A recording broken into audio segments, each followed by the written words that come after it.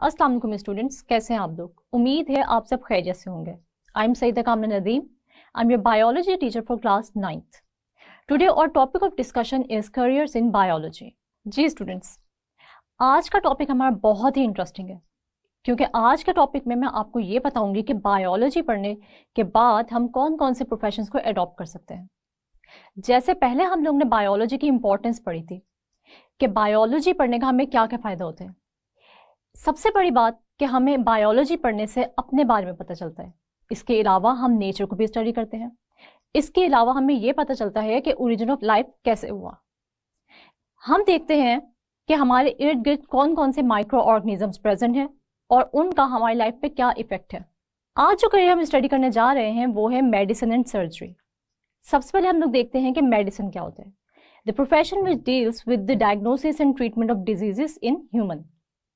हम देखते हैं कि मेडिकल फील्ड में सबसे पहले तो हमें ये पता होना चाहिए कि किस इंसान को कौन सी बीमारी है, यानी किसी भी बीमारी की तशखीस होना बहुत ज़रूरी है। यानी इलाज हम किस बेस पे करेंगे, जब हमें किसी भी बीमारी की तशखीस हो जाएगी, यानी जब हमें पता चल जाएगा कि एक इंसान को कौन सी बीमारी है तो हम उसका इलाज शुरू करेंगे। हम देखते हैं डायग्नोसिस के डिफरेंट मेथड्स होते हैं।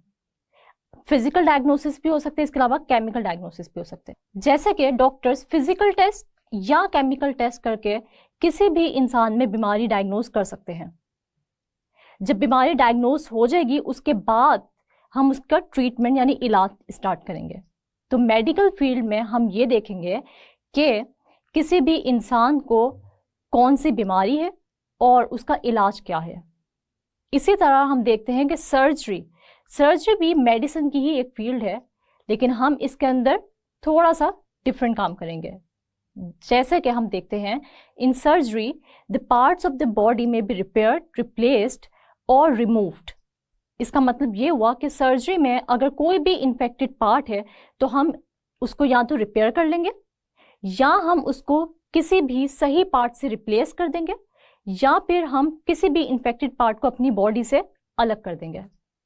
जैसे इसकी एग्जांपल हम यूं कह सकते हैं कि किसी को रीनल स्टोन्स हो गए, यानी किडनी में स्टोन्स हो गए हैं, तो हम रीनल सर्जरी करेंगे और उन स्टोन्स को रिमूव कर देंगे सर्जरी के थ्रू। इसी तरह अगर किसी की किडनीज फेल हो गई हैं तो हम उस किडनी को क्या कर देंगे, रिप्लेस कर देंगे विद द इफेक्टिव वन। यानी इसका मतलब ये हुआ कि हम किडनी ट्रांसप्लांट कर लेंगे। अगर किसी का लीवर यानी जिगर काम नहीं कर रहा तो भी हम उसको रिप्लेस करा सकते हैं लिवर ट्रांसप्लांटेशन के थ्रू। इसका मतलब ये हुआ कि बायोलॉजी पढ़ने से हम लोग मेडिसिन या सर्जरी के प्रोफेशन को एडॉप्ट कर सकते हैं। मेडिसिन या सर्जरी को एडॉप्ट करने के लिए हमें MBBS करना पड़ेगा और उससे पहले हमें बायोलॉजी पढ़नी पड़ेगी FSc यानी इंटर लेवल पे। अब हमारे पास एक बहुत ही इंटरेस्टिंग इंफॉर्मेशन है मेडिकल फील्ड से, और वो ये है कि एक सेकंड में 25 million new cells can be produced in our body. यानी हमारी बॉडी में एक सेकंड में 25 मिलियन न्यू सेल्स प्रोड्यूस हो जाते हैं, यानी बन जाते हैं। इसके अलावा अगर हम लोग अपने मैसेजेस की स्पीड देखें, यानी नर्व इम्पल्सेस जो हमारे ब्रेन से मैसेज हमारी बॉडी पार्ट्स तक पहुंचाती हैं और हमारे बॉडी पार्ट्स से मैसेजेस ब्रेन तक पहुंचाती है, तो उसकी स्पीड कितनी होती है। किसी भी एक नर्व इम्पल्स की स्पीड होती है 400 किलोमीटर पर आवर। इसके बाद जो हम लोग प्रोफेशन स्टडी करने जा रहे हैं वो है फिशरीज का। फिशरीज क्या होती है? फिशरीज यानी माहीगीरी। हम देखते हैं कि बायोलॉजी पढ़ के हम लोग फिशरीज की तरफ भी जा सकते हैं, यानी हम लोग इसको एज अ प्रोफेशन अडॉप्ट कर सकते हैं। क्योंकि अगर हमारे पास फिश से रिलेटेड इंफॉर्मेशन होगी, यानी हम पढ़े लिखे होंगे, तो हम लोग फिशरीज के प्रोफेशन को अच्छे तरीके से अडॉप्ट भी करेंगे और इसके अंदर बहुत नई नई इंप्रूवमेंट्स भी ला सकेंगे। तो फिशरीज को हम ऐसे डिफाइन कर सकते हैं, the profession which deals with the fish production is called fisheries.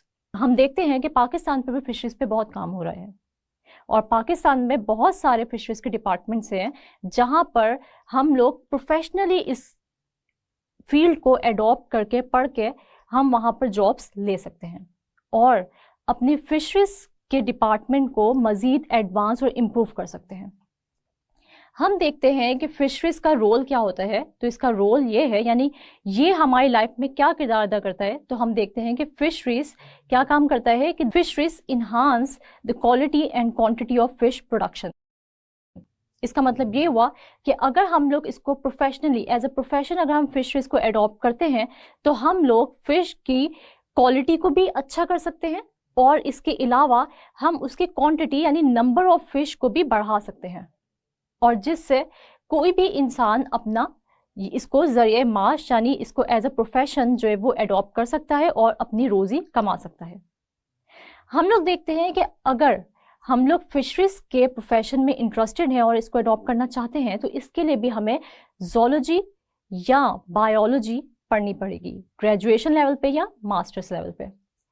जो स्टूडेंट्स जोलॉजी और बायोलॉजी रखेंगे वही फिशरीज की फील्ड में आगे जा सकते हैं, क्योंकि उनके पास सारी की सारी फिश से रिलेटेड इंफॉर्मेशन होगी और वो अच्छे से इस डिपार्टमेंट को इन्हांस कर सकते हैं और इसी तरह फिश की प्रोडक्शन को बढ़ा सकते हैं।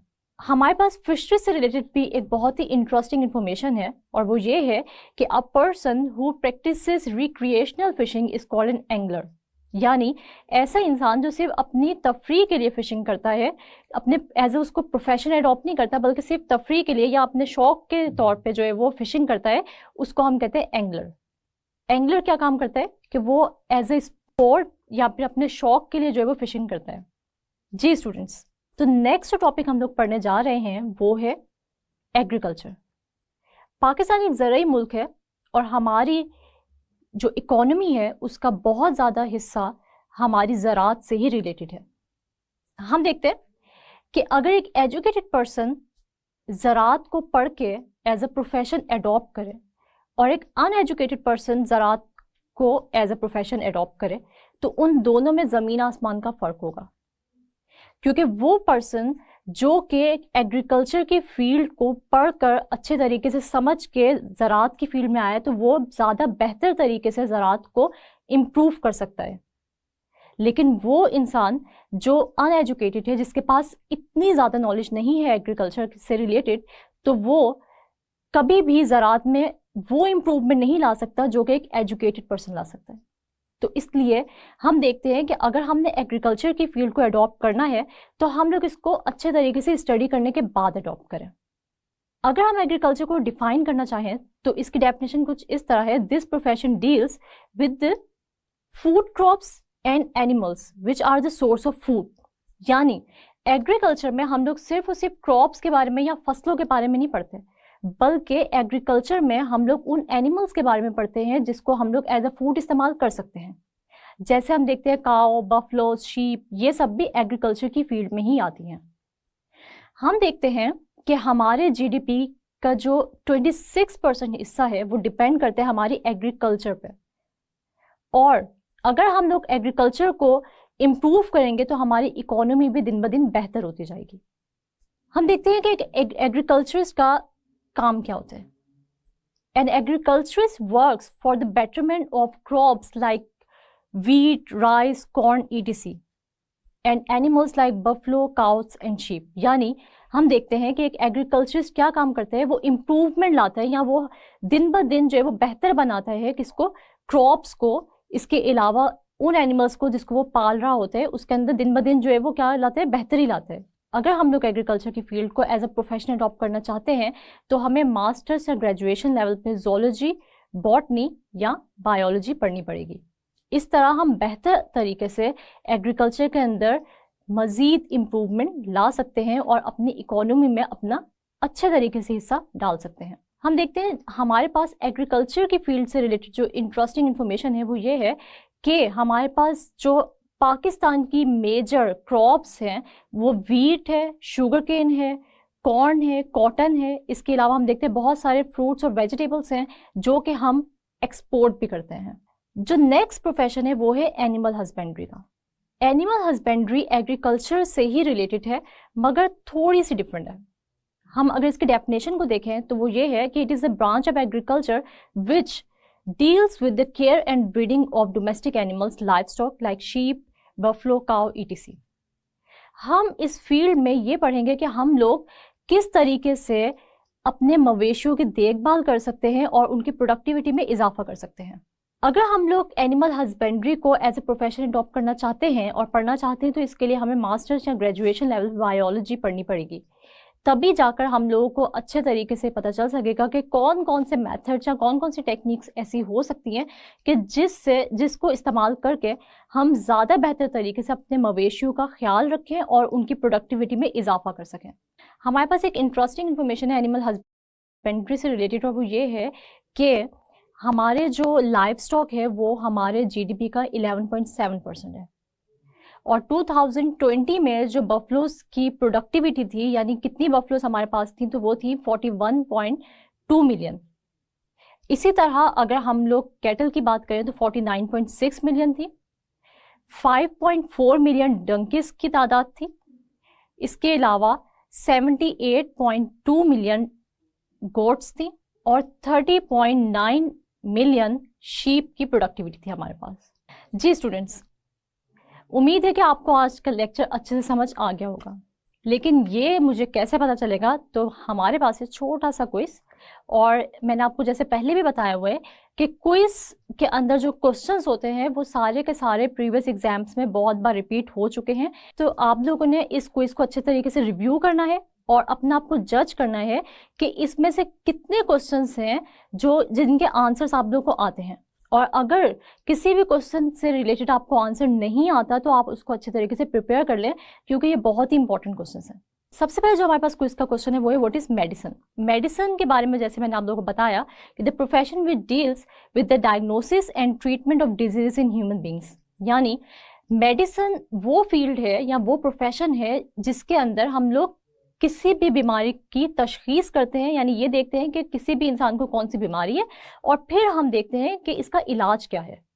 नेक्स्ट क्वेश्चन जो हमारे पास है वो है डिफाइन सर्जरी। तो सर्जरी की डेफिनेशन भी बहुत ही इजी है, और वो क्या है, in surgery the parts of the body may be repaired, replaced और रिमूव्ड।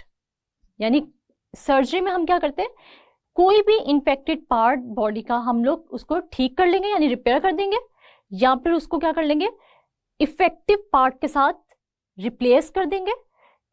और तीसरा क्या कि हम उस इन्फेक्टेड पार्ट को अपनी बॉडी से ही अलग कर देंगे, यानी रिमूव कर देंगे उस इन्फेक्टेड पार्ट को। जैसे कोई भी हमारा बॉडी पार्ट है जो कि क्या है, कैंसरस है, ठीक है, अगर हम लोग उसको रिमूव करना चाह रहे हैं तो हम उसको बॉडी से रिमूव कर देंगे ताकि वो बाकी जो इर्द गिर्द वाले सेल्स हैं या टिश्यूज हैं उनको डैमेज ना कर सके।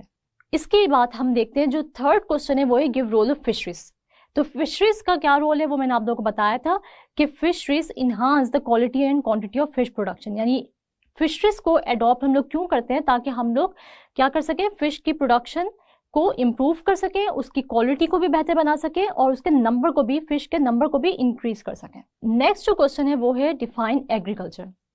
तो एग्रीकल्चर से रिलेटेड लॉन्ग क्वेश्चन भी आ सकते हैं, लेकिन यहाँ मैंने आप लोग को जो दिया है वो है एक शॉर्ट क्वेश्चन, यानी आप लोग डेफिनेशन लिखेंगे तो इसके अंदर हम लोग क्या, इसकी एग्रीकल्चर की क्या डेफिनेशन है कि the profession which deals with the food crops and animals which are the source of food, यानी ऐसा प्रोफेशन या ऐसा पेशा जो कि फूड क्रॉप्स या एनिमल से रिलेटेड है और हम लोग क्या इससे हासिल करते हैं, अपना फूड हासिल करते हैं। यानी फूड हम लोग उस जो हमारी क्रॉप्स हैं या एनिमल्स हैं उनसे हम लोग क्या हासिल करते हैं, उनसे हम लोग फूड हासिल करते हैं, यानी उसको हम लोग एज अ फूड इस्तेमाल कर सकते हैं।